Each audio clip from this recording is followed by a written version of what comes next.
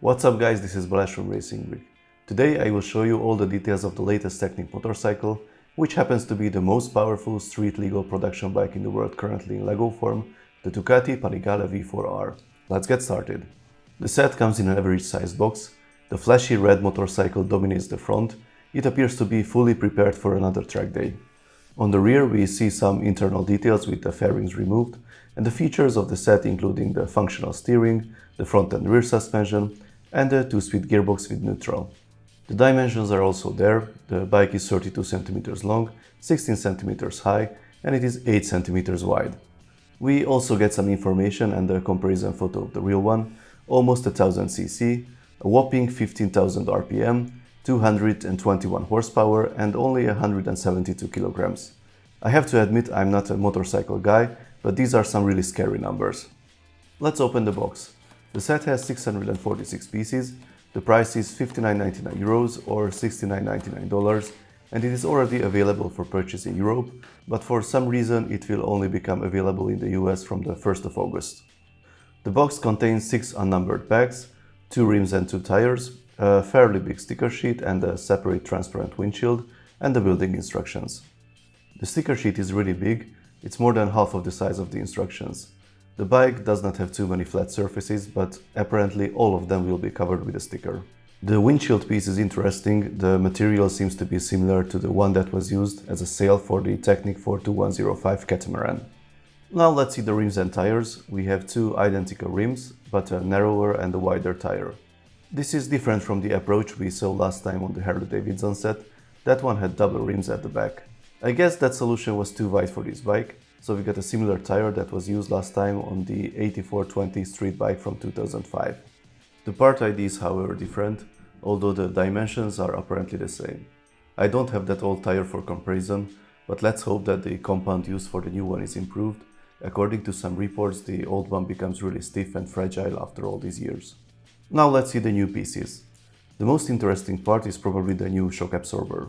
It is 2 studs longer than the previous 9.5 stud version that was used on most motorcycles, and it has different attachment points on the lower end. It feels to be very similar to the soft 9.5 stud long version, and the travel distance is 2 studs. This brake disc is a brand new piece. There are 2 of them in the set. The wheel hub from the Chiron and the Cyan is now available in light bluish grey as well. It was dark bluish grey in the other 2 sets. There are also a few pieces that we don't see often in a Technic set. This round pin connector, for example, was never used in a Technic set in this color. This light bluish grey 21 and 22 fairing is also a nice addition. It was pretty expensive previously as it only appeared in the Bugatti Chiron so far. Despite the branding, unfortunately we don't get any extra content about the real Ducati. The building process is started immediately in the instructions. At the end, there's a nice pair of photos where we can compare the LEGO version with the original, and another one where the features are demonstrated. The part list fits on one page. The set has less than 700 pieces after all. So let's start building. The first thing to assemble is the frame of the bike. We first build a rigid structure that will support the rest of the components. After adding the panel that I think will become the top of the fuel tank, things will escalate quickly. There are some pretty wacky angles here, but everything is properly connected and it's very sturdy. I like it very much. The next item will become the gearbox. For the first side there's nothing special, but actually it's a clever assembly with half beams and other tricks to have all holes and mounting points in the proper place. You wouldn't tell for the first sight, but that's a 12 stud long red axle. It already shows that our bike won't be too small. The alignment of the gearbox pieces is quite important. The correct placement is emphasized not on 1 but on 2 pages to ensure it will work properly later. The next one is a tricky step. We have an assembly with quite a few gears and a 3 stud long red beam that can easily slide off those axles. Here you can see where this assembly goes in the frame, but if you try to put it there, I'm sure the red beam will slide off for the first try, so pay attention. The other source of confusion is this arrow here in the instructions. First I thought the dark bluish grey axle needs to go here, which is not possible, but in reality it needs to go there. Here comes our nice little V4 engine that uses the classic Technic engine part. It slides in place easily. The next assembly is again a very good example of a complex structure made of basic parts. It has pinholes and connections all over the place. but it's just the right structure to connect to the rest of the build, and every axle and pin will find the proper place, although due to the many connection points it's not the easiest to assemble. Now this is quite interesting. We added a rubber band here, but it's not part of the gearbox switching mechanism.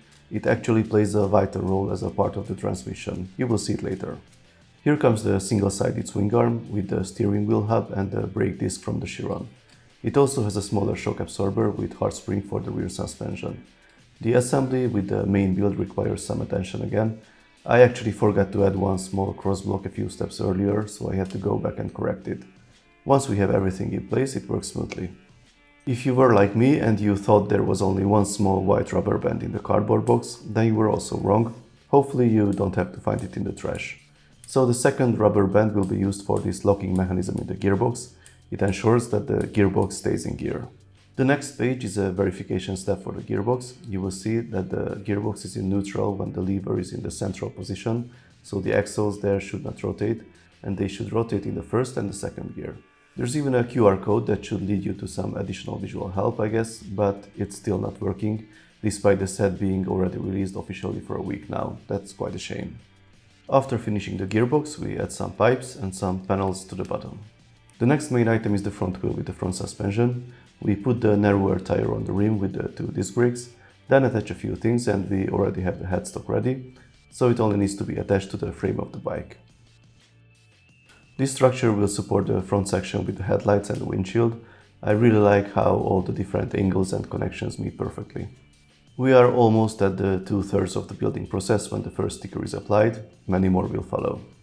So, a few panels and lots of stickers later, the body is almost finished.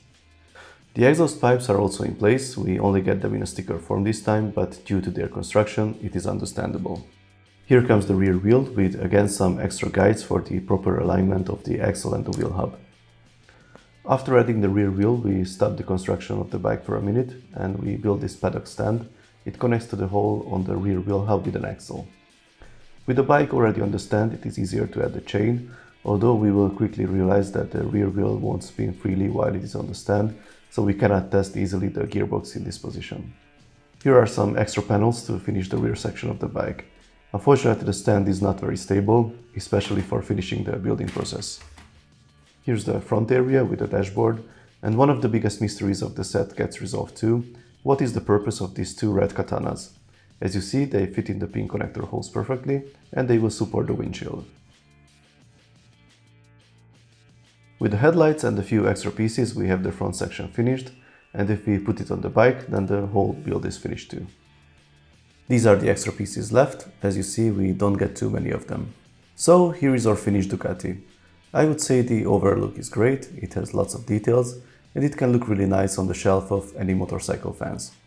It has a functional steering, working front and rear suspension, the rear wheel drives the V4 engine through the chain, and it has a functional 2-speed gearbox. Unfortunately, this feature cannot be demonstrated properly on the stand. You need to push it along the table, which is not that easy for a motorcycle, or you need to hold it in your hand, which is again not very convenient. I quickly connected the Power Functions L motor to the rear wheel to demonstrate how the gearbox and the engine works. As you see, the pistons are not moving in neutral, and there's a visible speed difference between the 2 gears.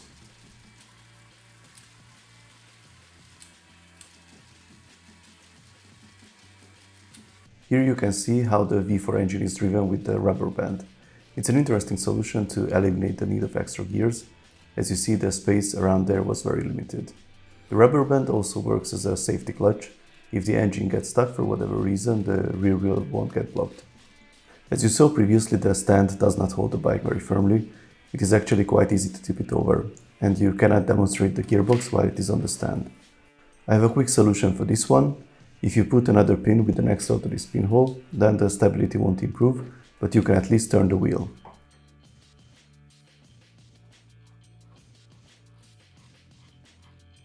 If you look at the bike from the rear, the single-sided swing arm has some weird movements.